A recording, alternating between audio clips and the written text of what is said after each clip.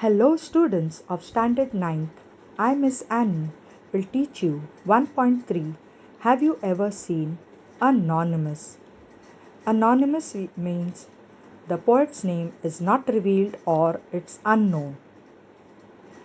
In the poem, the poet makes beautiful use of homographs, which means two words that have the same spelling but have a different meaning, and puns, a figure of speech where a form of wordplay uses multiple meanings of a term or similar sounding words for humorous effect.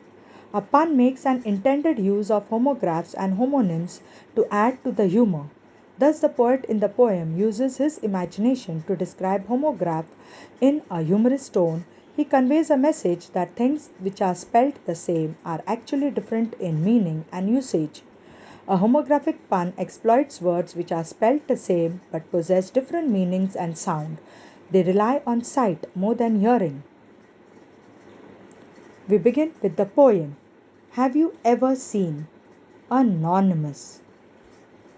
Have you ever seen a sheet on a river bed? Or a single hair from a hammer's head? Has the foot of a mountain any toes? And is there a pair of garden hose? Does the needle ever wink its eye? Why doesn't the wing of a building fly? Can you tickle the ribs of a parasol or open the trunk of a tree at all? Are the teeth of a rake ever going to bite? Have the hands of a clock any left or right? Can the garden plot be deep and dark? And what is the sound of the birch bark?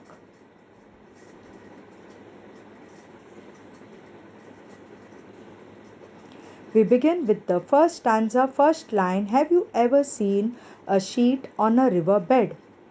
Here, the river bed means the channel in which the river flows, or the bottom portion of the river is called a river bed.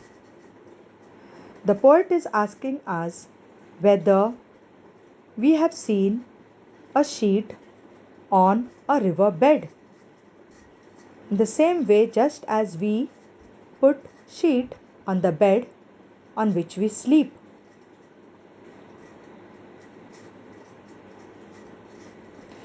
Here the poet has used rhetorical question.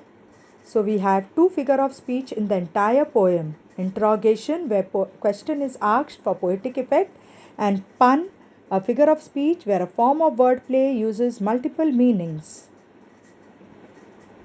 We move to the second line, or a single hair from a hammer's head. The top portion of the hammer is called the head. Does it have any hair on its head? Like the human being's head, which is full of hair. So here we have figure of speech alliteration where the sound of the letter H in hammer and head is repeated for poetic effect.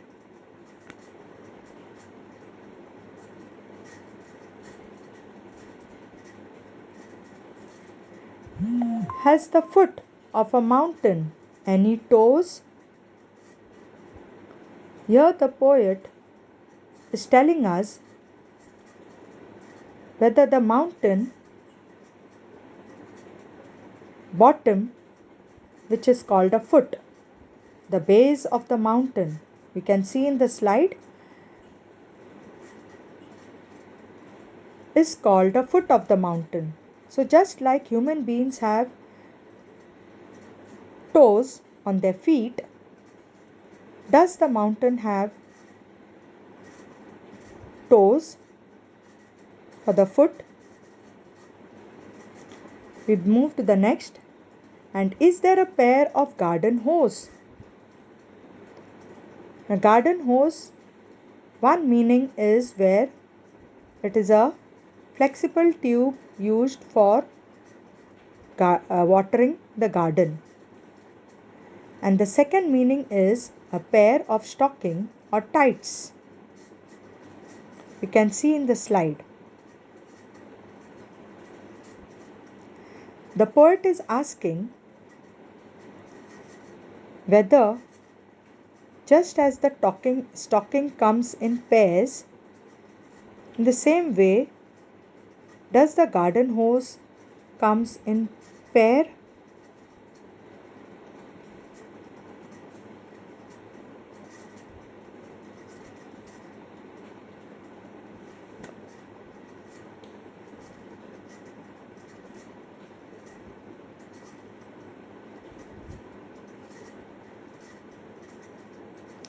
We move to the next stanza. Does the needle ever wink its eye?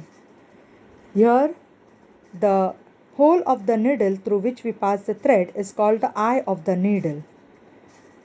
And you can see the human eye which can wink. Winking is opening and closing of one eye. So can the needle do it? Here we have personification where the needle is given the human quality of winking. We move to the next line. Why doesn't the wing of a building fly? When there are many buildings in a society, it is called a wing. For example, A wing, B wing. So the poet is asking us whether, just like the birds fly with the wings, do the wings of a building help them to fly?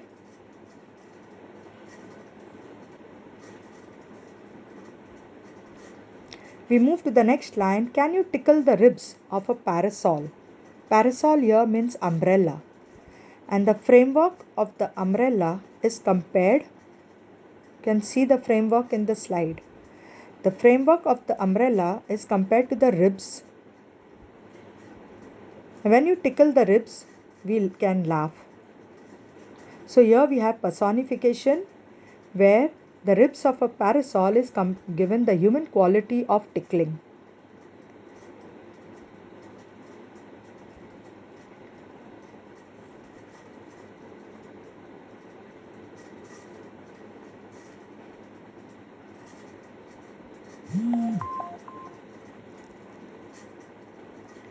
Or open the trunk of a tree at all.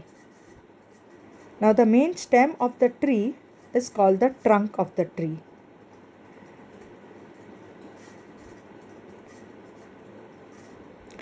And you have the another meaning, that is trunk, a box in which you can keep things, you can open and close. So the poet is asking whether in the same way we can open the main stem of the tree, which is called trunk, can we open and keep things inside and close it? So here we have alliteration where the sound of the letter T is repeated. We move to the next line. Are the teeth of a rake ever going to bite?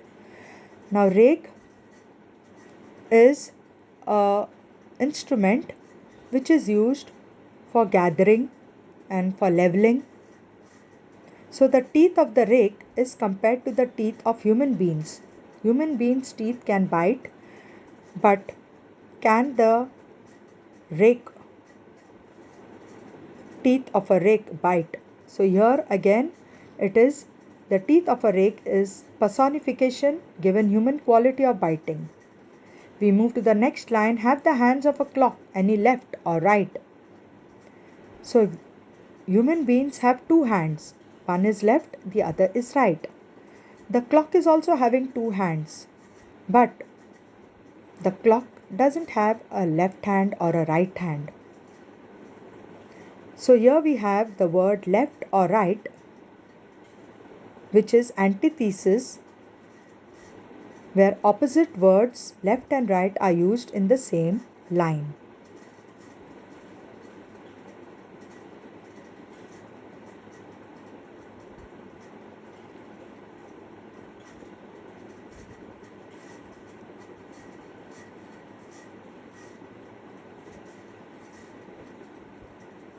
We move to the next line. Can the garden plot be deep and dark? So here plot has two meaning. One is the piece of land and second an evil or wicked plan. So the poet is asking us that can a garden plot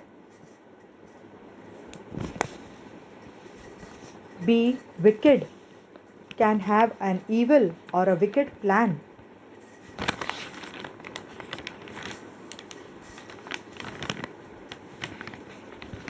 The last line of the poem, what is the sound of the birch bark? Here, this birch tree, the bark is the outer covering of the tree. That is compared to the barking of a dog. So here we have onomatopoeia where the sound of the barking of the dog indicates sound, and we have the glossary of the poem. Have you ever seen are a riverbed, the bottom of a river where the ground is. Second, a hammer, a tool used for hitting things or forcing nails into wood that consists of a handle and a heavy metal to hit with one flat side. A foot of a mountain, the lower part of something that is mountain, base or bottom. A garden hose, a very long tube for carrying water to a garden or to put off fire. A hose, old fashioned socks, stocking and tights. A wing of the building, a part of a building that sticks out from the main part, especially one with a particular purpose. A trunk, boot of a car or box. A trunk of a tree, main part of a tree that branches grow out of. Birch bark, the hard substance or outer covering that covers a birch bark. To bark, to make the short loud sound that a dog makes. We move to the appreciation of the poem.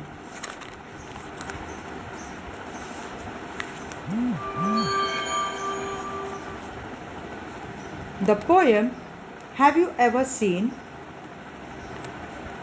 The poet of the poem is anonymous or unknown. The poem has been written in rhyming couplet, and so the rhyme scheme is AABB. The main figure of speech used in the poem is pun. The dual meaning of words have been used cleverly to create humor in each line of the poem. Interrogation has been used in each line to make the readers think on the intended dual meaning. The central idea of the poem is the poet makes beautiful use of homographs, which means two words that have the same spelling but have a different meaning, and pun. A pun makes an intended use of homographs and homonyms to add to the humor. Thus, the poet in the poem uses his imagination to describe homographs in a humorous tone. He conveys a message that things which are spelt the same are actually different in meaning and usage. A homographic pun exploits words which are spelt the same but possess different meanings and sound. They rely on sight more than hearing because of their nature. Students, for your assignment, kindly write the answers in your notebook on page 13 and 14 of your English textbook, English workshop. Thank you.